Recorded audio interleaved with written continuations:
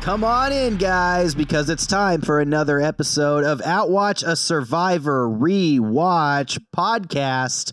My name is Alex, and I am your host in our Outwatch journey.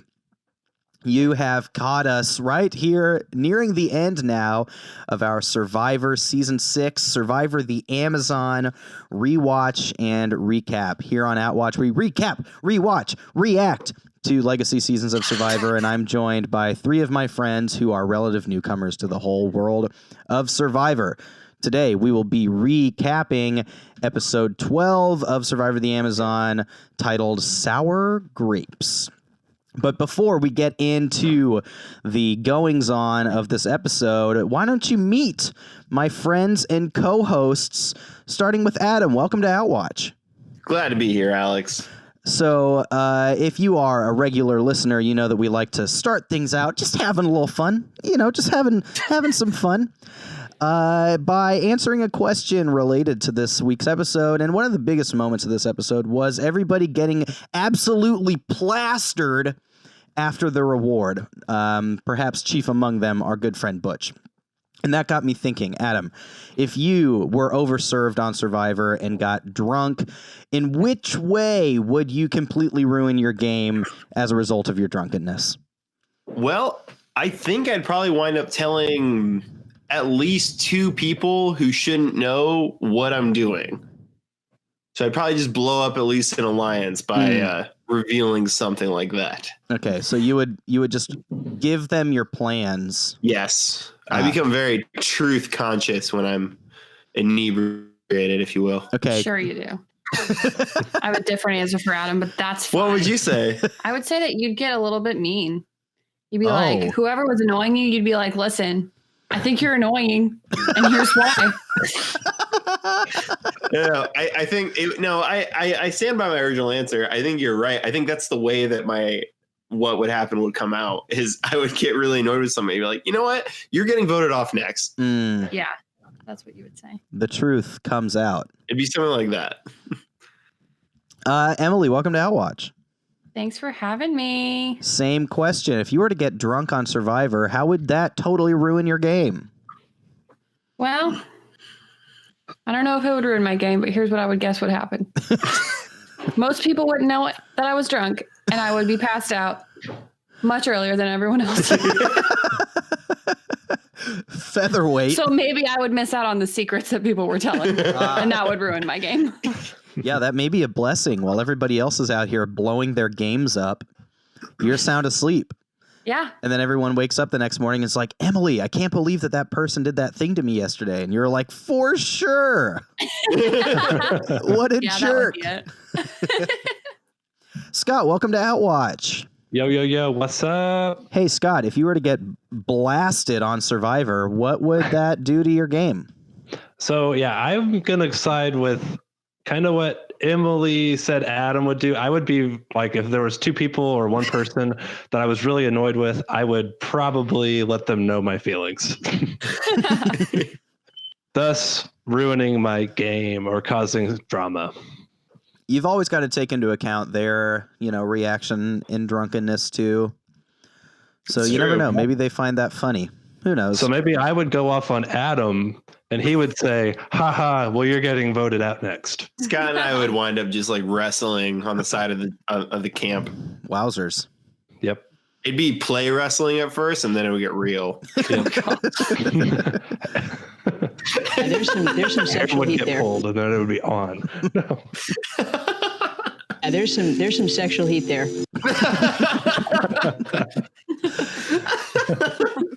I've been thinking about my answer here, and I'm having a hard time because I think like when I get a little toasted, usually I'm just like, I don't know, just more chill and less in my own head about things, So maybe, maybe this is when I let my strategy guard down, and I just I let fly the plan.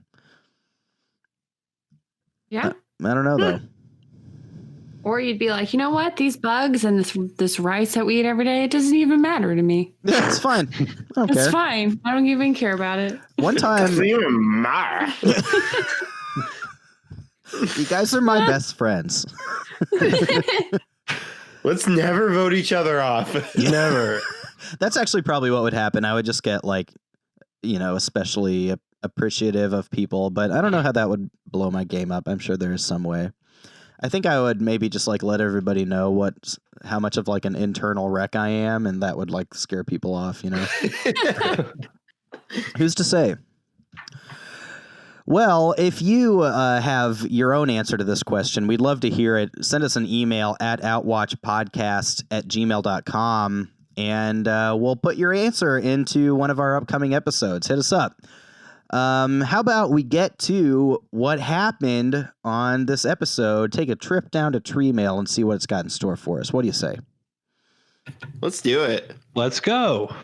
We start episode 12, titled Sour Grapes, with Jenna and Heidi personally hurt by Rob voting against them in the previous episode.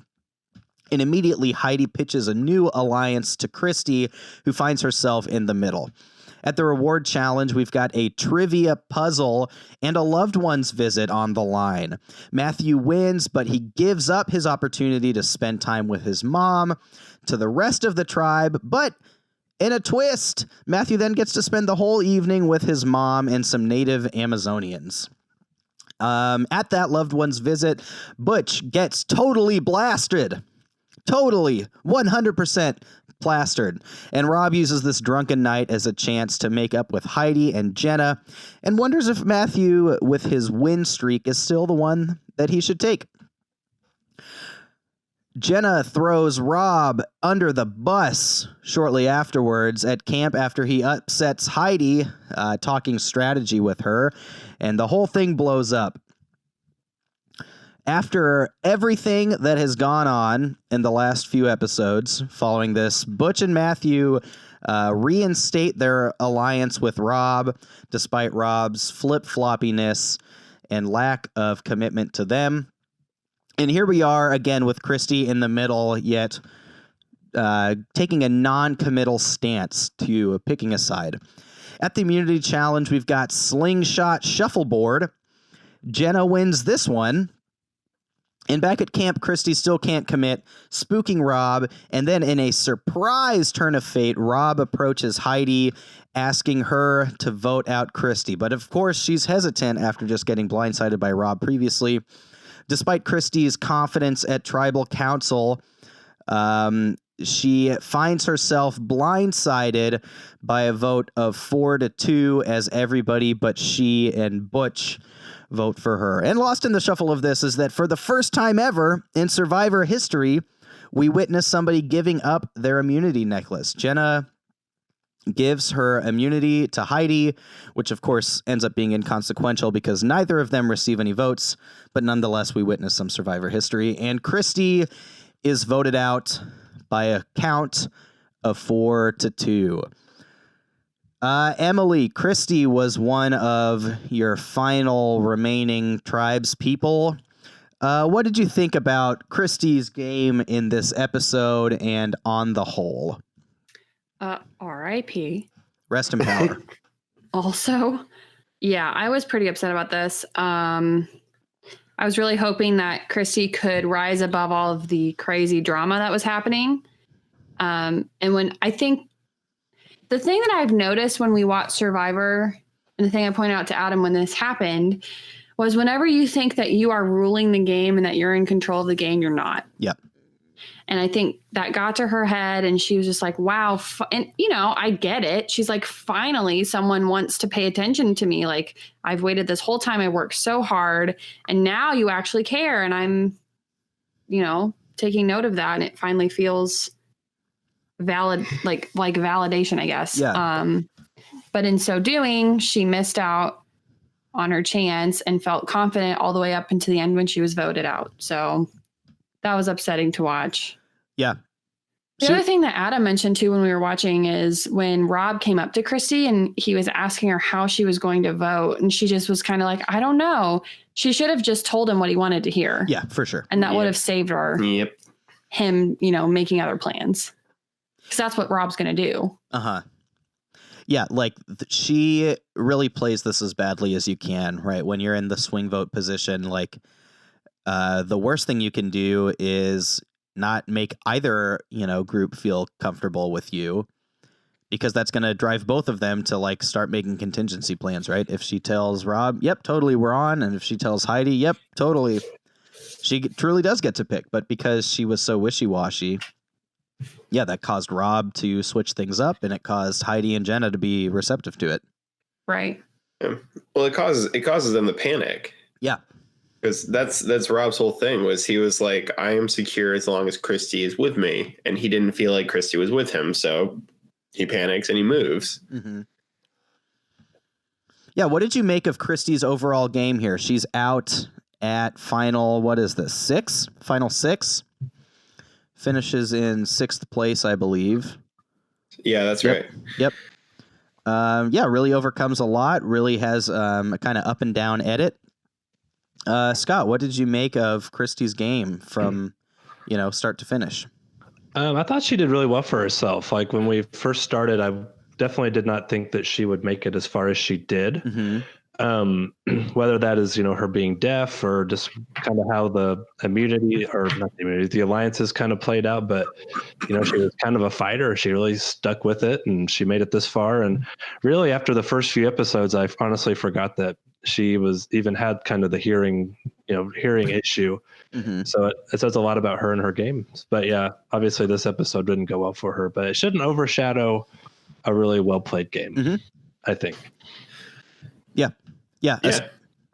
I agree with that too. She worked so hard, probably harder than most people, if not all of them. Yeah, I'd say to that's get where she was. yeah, that's incredibly fair and likely. You know, she had probably way more to overcome, or like extra difficulties in this game than a lot of, you know, just about anybody else has to deal with. Right. And I think like my only criticism of her game are things that like I would criticize just about anybody who played this game about. Like they didn't play the whole, like, just say yes. Yep. Like, you know, and no one did that well this season, has done that well this season, except for really Rob in a way. You know, so I mean, all that considered, like she played a really good game. And it was a heartbreaking exit. I'm not sure, like it sucked to see Dina go.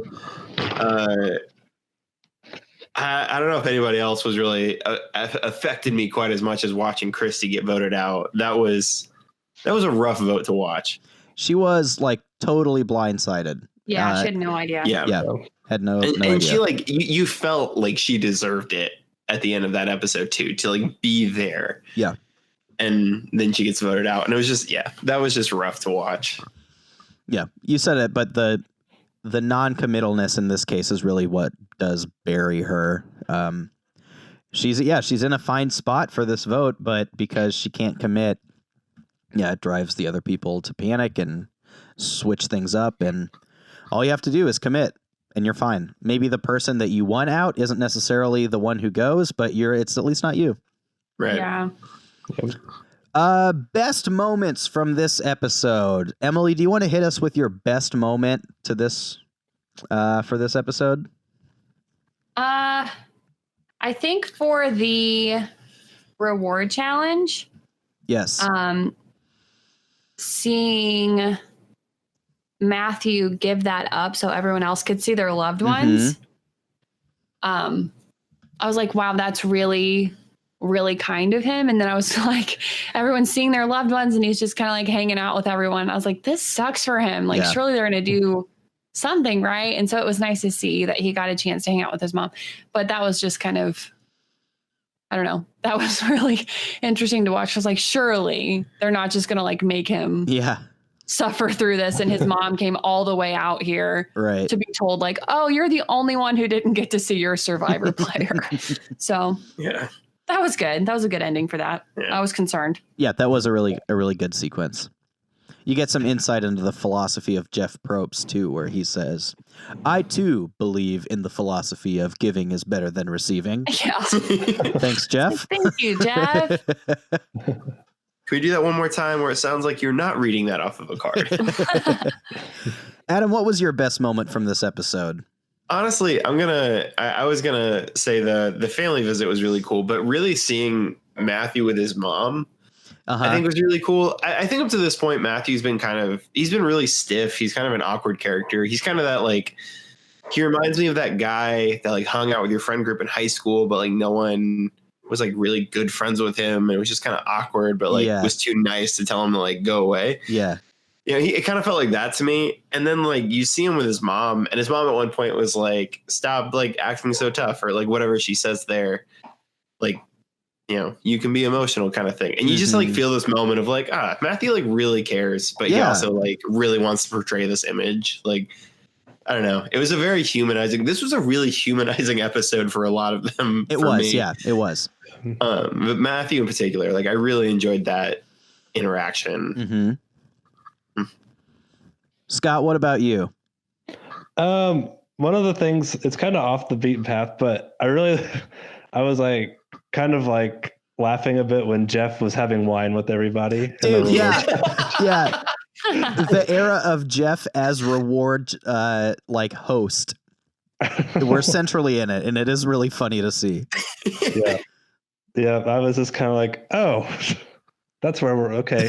This is good. Cheers, guys. Yeah. Thanks, Jeff Probst. Yeah. Yeah, that is really funny to look back and see. Yeah. So let's hit some of the bigger moments here and dissect what needs to be dissected. We can, hit them in order for the most part. When this episode starts, Jenna and Heidi are very firmly on the bottom after having just been blindsided in the last tribal council. Alex goes home right before this, right? And they're really putting their eggs in that basket with him and Rob.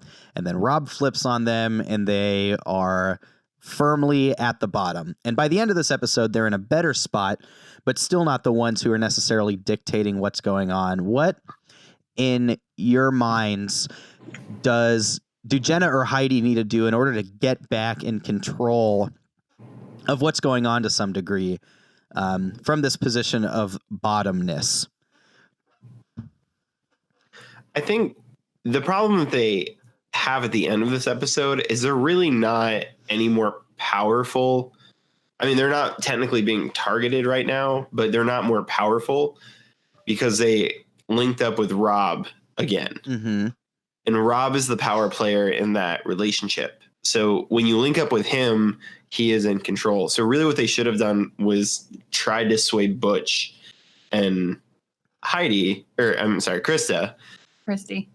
Why am I so bad? You're just bad at names anyway. And Christy, and try to get them to understand that, like, look, we understand that Rob is very convincing. We understand that Rob is this. We understand he's that and the other. But we should get him off right now. Yeah. That is priority number one. And I think that's your move if you want to be in this game. But also, like, I guess we're early season Survivor, so I understand someone might want to sit next to him on the final because he's made enemies of so many people. So yeah, that's definitely what they're saying at this point, is that they would love to go to the end with Rob. So I think that's the hard part about figuring out what to do in this situation, because like what we understand about Survivor doesn't necessarily apply. Sure. Yeah. Yeah. And like to that end, what the like jury is measuring who they vote for on, like it changes with every season, right? Like the construct of the jury, can slant in some ways towards like the most likable person who played a good social game. It can slant sometimes to the like physical threat. Sometimes it slants towards the strategic mind. And you just never really know until you get out there, or even until you get to Final Tribal, what they're going to reward. So, but yeah, like you can see both sides to that in one variation of this, it's like, yeah, of course we sit next to Rob. People don't like him. On the other hand, you could say like, no, I never want to sit next to Rob. Look at all that he's done, So yeah. Tough to say. Yeah, we've talked about the reward challenge to some degree already. This is like the trivia, like puzzle thing. Like they had to go like paddle out and then answer the trivia and then like come back. Kind of weird challenge. But Matthew like wins this in a landslide, right? Yeah. Matthew's definitely getting out there as like the challenge threat. We've talked about this for a while, but this episode especially, I think, really cements his ability to perform. Some funny moments from this loved ones visit that I marked down. Tough look for Jenna's dad, who, as he runs out, Jenna says, "Don't run, you'll hurt your knees." Yeah, and he was on sand, so he's Right. got some bad knees. He's fine. Tough look for Jenna's dad. Matthew says when he was deciding if they get to see their loved ones or not, he says, "I felt like I was God for a moment," Yes. which is And it is a wild thing to say. I didn't know that Jesus had a vested interest in Survivor. And then, it's like said and presented as like a very, like kind, generous thing for Matthew to give up this reward. Ultimately, it like ends up working out for him because he gets to spend the night with his mom too. But like Rob says this, and I was thinking this as it happened too, like you have no choice but to do this if you're Matthew, right? right. Right. I think it's the right decision, and I think that Rob and Butch would have done it too. I have hesitation to say that Heidi and Jenna would have given up I don't think they would their have. meat. Yeah, I agree. I don't I think they think, would yeah, have either. Maybe Christy too probably wouldn't have because she like got Chrissy the letter might have been a earlier. hard sell, yeah. Yeah. But yeah, so I think about half of them would have been like, yeah, totally. Two of them, I really don't think would have. One of them, Christy, it's like I could see her giving it up. I could see her not giving it up. It's interesting. Yeah, like if you're playing Survivor, from like a strategic perspective, like Right. you It's the have right to do move. this. Yeah. Yeah, and of course it's presented as like a really generous thing to do, and it is, but there's definitely like game benefit here too. It's often said like that the last thing you want to do is win a loved one's visit reward like challenge, because now, no matter what, you're going to make some people mad at you when you choose who to bring along. But in this case, Matthew's given the option to make everyone happy. Therefore, like, nullifying that slippery slope that comes with winning the loved one's visit. Mm-hmm. He was almost, given like a cop-out. I want to talk about Rob approaching Jenna, telling her that he wants to go to the final two with her, which then sets off a lot of the drama here in the second half of the episode. He tells her that he wants to go to the final two with her. Jenna, at least at first, seems to be like, yeah, totally, I want to go with you too because people hate you or whatever. Mm-hmm. But then Jenna immediately goes and tells Heidi this, which then causes the conflict between Heidi and Rob, which then, creates the big blow up at camp. Do you think that Rob should have approached this differently as far as telling Jenna about Final Two and then that conversation with Heidi afterwards? Is there anything that you think he should have done differently to manage this better? It just kind of throughout this section of the show felt like Rob was really grasping at straws. And so I don't know. I mean, ultimately it worked out for him. I don't know what a more streamlined course of action could have been for him, but I don't think this was obviously helpful for him in the end. I think he could have, being desperate, I think it made sense for him at the time, but I think if he really were to step back and look at what he was doing, he would have seen that this wasn't going to help anybody. Well, also, isn't like how he phrased it? He kind of phrased it like, I stand the best chance against you. Yeah, he does say that. So that was kind of my big complaint with it, like how you lead with that. Yeah. What would you have done differently, Scott? What do you think he should have said instead? Well, I guess I don't know if I would have led like that. Yeah. I guess, obviously, but I'm not really sure how else you do. I mean, if you could somehow paint it like nobody would expect this or something to that effect, but doing it how he did it automatically kind of raises a red flag to the person hearing it. I think like the most common way to, make this sort of pitch, unless it's somebody that you have like a strong alliance with and you just do the like, man, we've been in this together for the long haul. Let's like go all the way together, is like approaching it as, listen, it's a toss up between the two of us. If we get to the end, who knows who wins? I think we've both got an equal shot, and I think that's like typically how people do that, right? Is not, because it will make them, of course, suspicious if you're there. You're like, dude, you're totally going to beat me. Let's go to the end together. Because then they're like, why would you want to do that? There's something else going on here, right? But then on the other hand, we see what happens if you're like, I want to beat you. That obviously doesn't work out super well too. Yeah. I don't know. I find it really, I don't find it very believable that there's any way to approach Jenna or Heidi about this and it not blow up in your face. Yeah. Because what you're trying to do is you're trying to split up a duo. Right. Who are mad at you. Right. Who are mad at you. That's just, I just don't see how you make that happen. Like, bad timing, perhaps. Yeah. And I think that like, if he had approached Christy, I mean, like, look, you and I can go final 2. Like, I think you and I can take this game all the way to the end and we can get rid of everybody else. Like, you deserve it. You deserve it more than everybody else deserves it. You could sway her like that. Mm-hmm. You just need to convince her to trust you.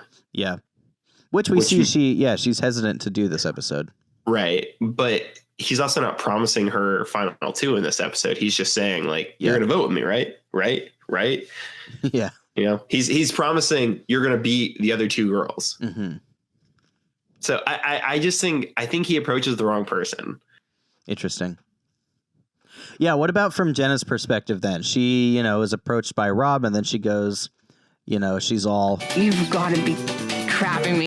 And she tells Heidi because she can't believe it, which then leads to the conflict between Rob and Heidi, which Jenna takes offense to. Should Jenna have handled this differently, either in the way she receives this from Rob, in her telling of Heidi, in her throwing Rob under the bus? Or do you think that this was a good play on her part? I don't know. I don't know there's a better way for her to do this. I think, I don't know. If she approaches it more calm and collected like the other guys and says, so Rob just promised me final 2. What does he promise you? It might have gone over a little bit better. Yeah. But at the end of the day, like, Butch and Matthew both have their beliefs that Rob is on their side, it seems. It doesn't seem like it's going to be able to split them up from that. Yeah. Because even they walked away from that and Rob didn't even have to say anything. Butch was like, oh, she's just trying to stir stuff up. Like, Rob did not offer that up as a reason for what was happening. Yeah. Or that he didn't have to lie even and say, I didn't say that. Yeah. Butch just gave him a way out. They're so, yeah, that's one of the like weirdest things about this whole thing for me is how quickly Butch and Matthew are like, yeah, back on with Rob, how they're already like apologizing for him and like, yeah, not even needing him to defend himself is really interesting. I think that, and you get like some insight into this from Matthew's perspective, where Matthew really like sees himself as Rob's like understudy, right? And that his ticket to late in the game is through Rob. I don't know, Butch, maybe it's just like the loyalty factor, but yeah, it's so interesting that after it seems like his spot is blown up, those two guys are like, it's fine. Yeah. No worries. Yeah. I find that whole conversation to be really interesting too, between Jenna, Rob, and Heidi, specifically after being thrown under the bus, because here's like the central argument that's being made, which I just find so interesting, is Jenna and Heidi are saying, Rob, you screw people over and you disregard friendships and real relationships to play this game. Everybody else realizes that you're playing this way, and they realize that in order to be successful in this game, you have to play this way. So you're doing the right thing to play Survivor, but yet we still don't like it, and we're not willing to do it, and we're mad at you for it. But we know that that's what you're supposed to do. You know, and it's just like this weird, like, separation of like game and I don't know, like personal moral lines or whatever that are like, you know, like small lines, not like large things. That I just found that conversation to be so fascinating, where these people are simultaneously saying you are doing the right thing in the game of Survivor, but we're not willing to do that. I think what we see there, though, is a really like human, or it's like their personality coming through. Because we even saw in the last season, what's her name went up to Jeremiah, was like, "Hey, I'm not going to vote with you. I'm sorry." Like, oh, Jeffra. Jeffra just straight up told what her plan or strategy was, kind of thing. Whereas like the right Survivor move, which she clearly should have known, is to not say anything and screw him over. Yes. So I think that what we're seeing here is it's a combination of like the game hasn't been like really nuanced in that way of really high strategy or whatever. But also Jenna and Heidi just wouldn't play that way anyway. Like if they were on a current season of Survivor, sure, it'd be really hard for them to play that way. I think what I find so fascinating about it is how overtly and clearly they can identify this. Right. And that is really interesting. Yeah. Because they're not like, oh, I just like don't like how you play. I would never do that. Or like, my game is loyalty. They're like, in order to win Survivor, you have to be strategic and conniving. And I don't want to. It's like they're admitting, like, I don't want to be good at Survivor. Which is just weird. Yeah, it is weird. Yeah. This whole season's weird. Yeah, there's lots of interesting uniquenesses to this one. Let's talk about our immunity challenge, which is the slingshot shuffleboard. They are going to shoot some slingshots at some plates, and however many you get, that means you get that many shuffleboard pieces. And yeah, you're trying to land yours closest to the target at the end of the whole game. Jenna wins this. She has a bunch of shuffleboard pieces to throw coming out of the slingshot portion because she does well, but also she gets some gifts. I believe a couple of them are other people hitting her targets. But it really feels like whoever goes last, whoever has the last like throw here, has an extreme advantage to win. Does it not feel that way to anybody else? I mean, it does, but the number of throws you get is determined by how good you were at the other challenge. True. So I think it's a little bit balanced out that way. But yeah, you do have a huge advantage if you're going last. Yeah, like imagine two people have the same amount. It's like whoever drew to throw last is like almost definitely going to win, unless they just choke it hardcore. What'd you guys think about this challenge? Scott, did you have a perspective on this slingshot and shuffleboard carnival game combo? I did not. So I was watching this really late at night, and I may or may not have dozed off for part of this challenge. There's your review right there, folks. That's how good of a challenge it is. So the slingshot part, I understood what was happening, and I woke up for Jenna winning. There you go. So I missed the shuffleboard.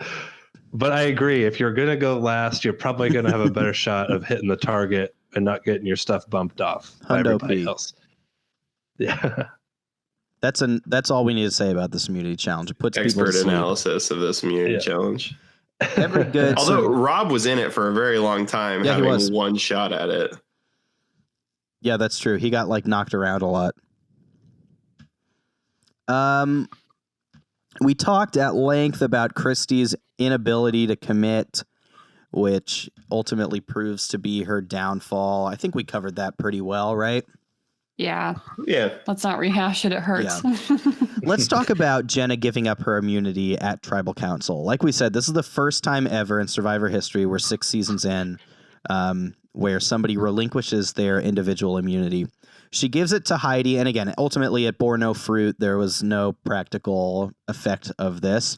But what did you guys think as this happened when you know, for the first time in our viewing, see somebody take the necklace off at Tribal and give it to someone else? What was going through y'all's minds? I did not get it. It honestly felt kind of pointless in the moment. Yeah. Because at this point, the plan was to get Christy out, right? The two of them, let me check the two of them voted for Christy.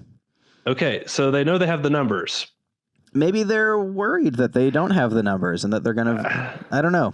But also, like, if you're worried you don't have the numbers, why are you giving up your immunity necklace? Yeah, it's fair.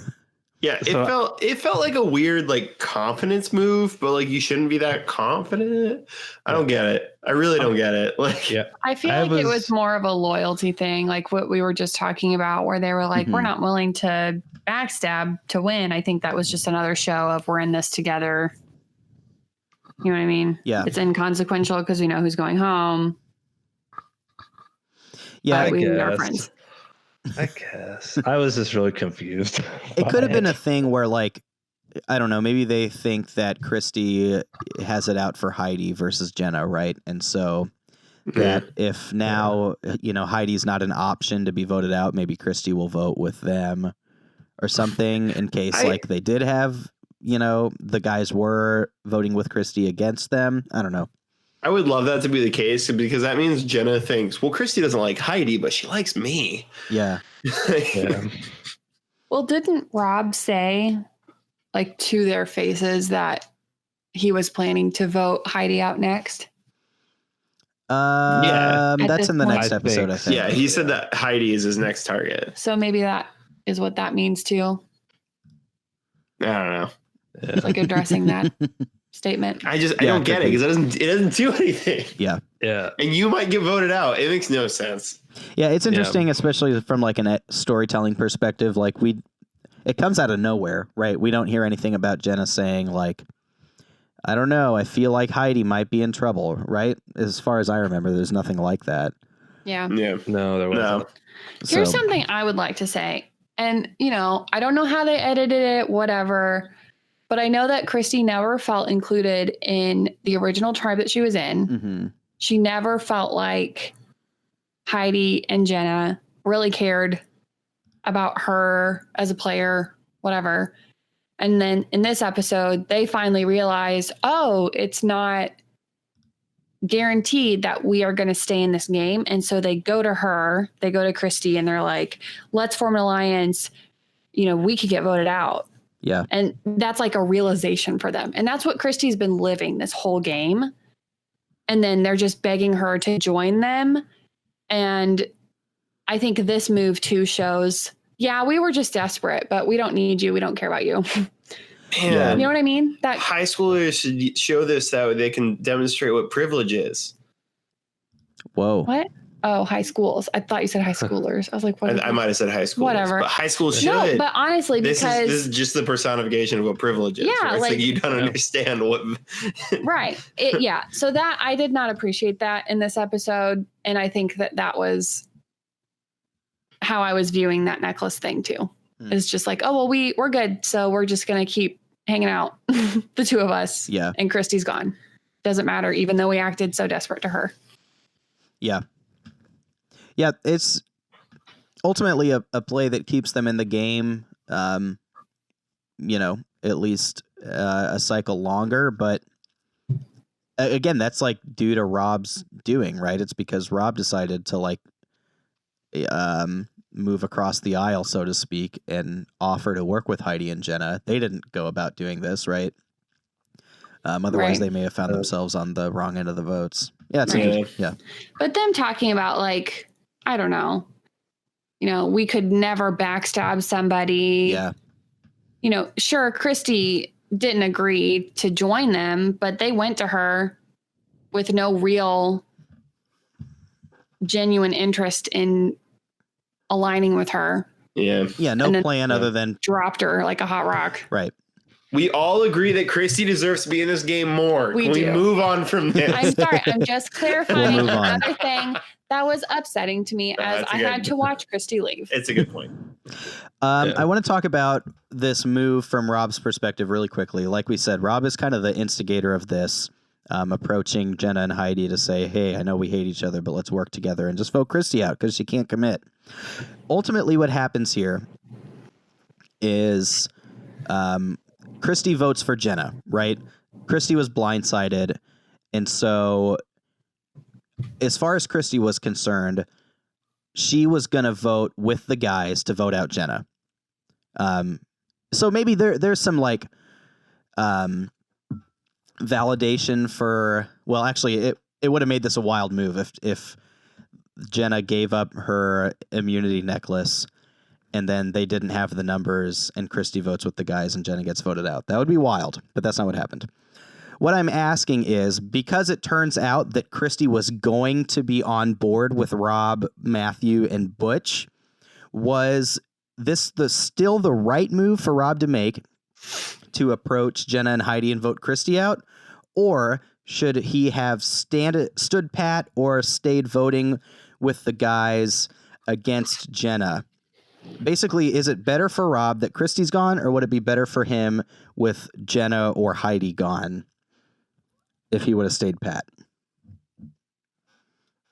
I think it all just comes down to who he wants to take to the final two. Because if he really does want to take Jenna to the final two, then obviously he wants to keep her. Uh-huh. But Matthew knew that they were voting for Christy, so obviously he made that decision beforehand to vote for Christy. Right. Yeah, I imagine that Rob clued Matthew in, but not Butch because Butch voted for Jenna. Right. Yeah, I don't. So regardless of how this ends, Rob is sitting there with Butch and Matthew. So even if Christy and Heidi are left, or Jenna and Heidi are left, Rob is still sitting there with a 3-person majority, regardless of who gets voted out there. The only thing that matters is if he wants to take one of those girls to the final two with him. Yeah. Because I don't think he's in an any more or less powerful position, really, regardless of who went home. Jenna might be a little bit more conniving, but...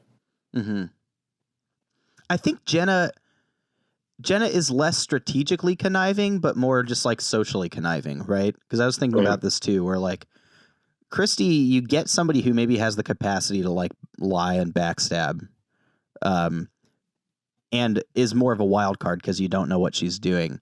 Jenna, you get someone who actively dislikes you, but you're pretty sure you know what she's going to do at every moment, right? Because she is pretty open with it. Right. The more I thought about this, the more I felt like, because at first I was like, oh, I wonder if this like actually is not good for him. But the more I think about it, the more I think it is, for those reasons that, as we've discussed, it seems like Christy probably has a more compelling case in front of the jury than Jenna would. And yeah, you know what you're getting with Jenna, whereas Christy, yeah, you don't know. She has a hard time committing. She has the capacity, probably more than Jenna, to screw you over. So the thing about putting Christy on the jury too is it means if it's Rob and someone other than Jenna or Heidi, basically if it's Rob, Heidi, or Jenna in the final two versus someone else, if it's one of those three versus someone else, Christy will vote for that someone else. Christy is not going to vote for Rob, Jenna, or Heidi unless she has to vote for one of those. Interesting. Three. And so I think she's an interesting person to put on the jury, especially since you basically just strung her along for 3 days. On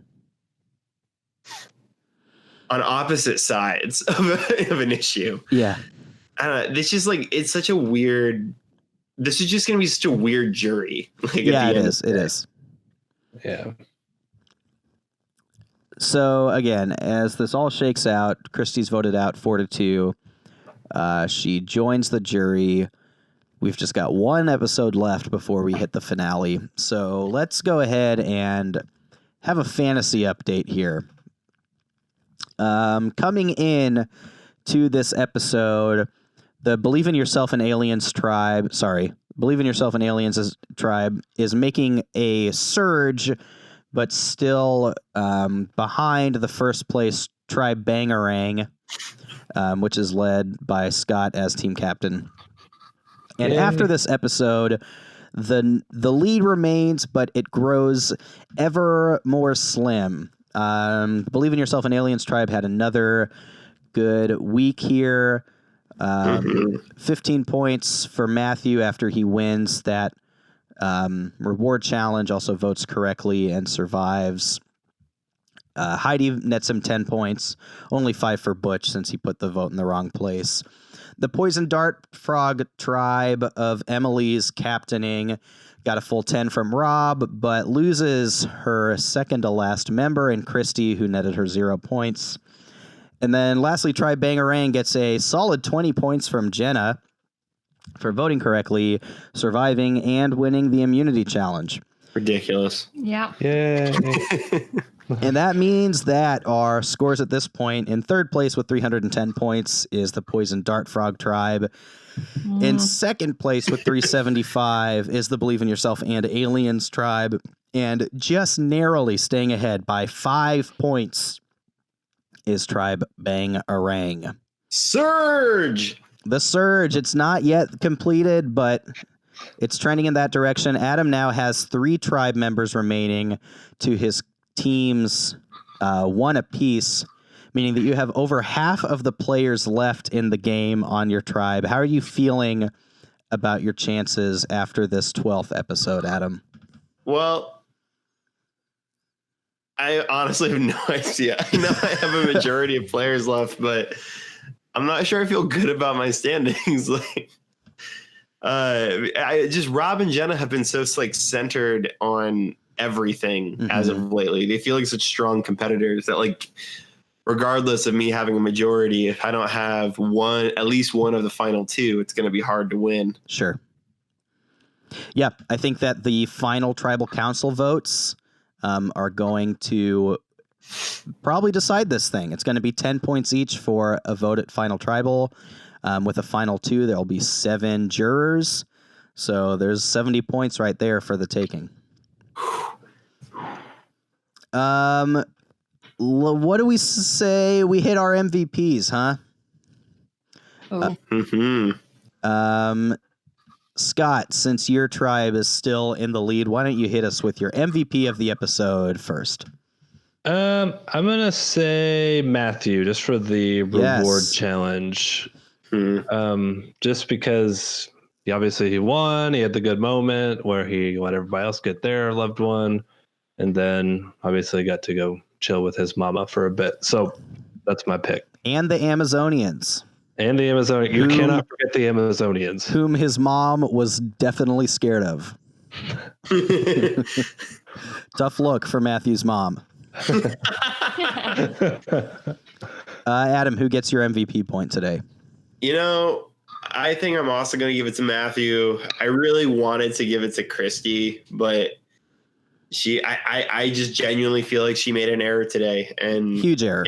If she had made the right decision there, she would be my MVP. But Matthew has been such a solid player this game, or this episode in particular. So, yeah, like you said, a really humanizing episode for Matthew. Wins that reward challenge. And we didn't even mention this. The main reason that Rob even approaches Jenna with the whole final 2 conversation, which sets a lot of things into motion, is that now he's worrying that he would actually have a hard time beating Matthew in final 2 now, where to this point he's been his go-to goat. But now he's like, man, Matthew's doing a lot of good stuff here. I don't know if I can beat him anymore.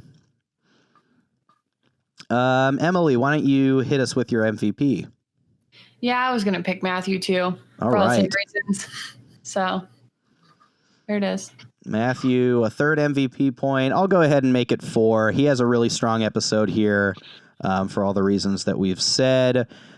He is on the right side of the votes, proving that even though Rob maybe had some doubts and maybe still has some doubts, he's still worthy of his trust. So, yeah, I think Matthew is the standout in this episode. I thought about giving it to Rob, but, because he was going to be safe, even if he didn't switch things up, I thought ultimately Matthew had the better round.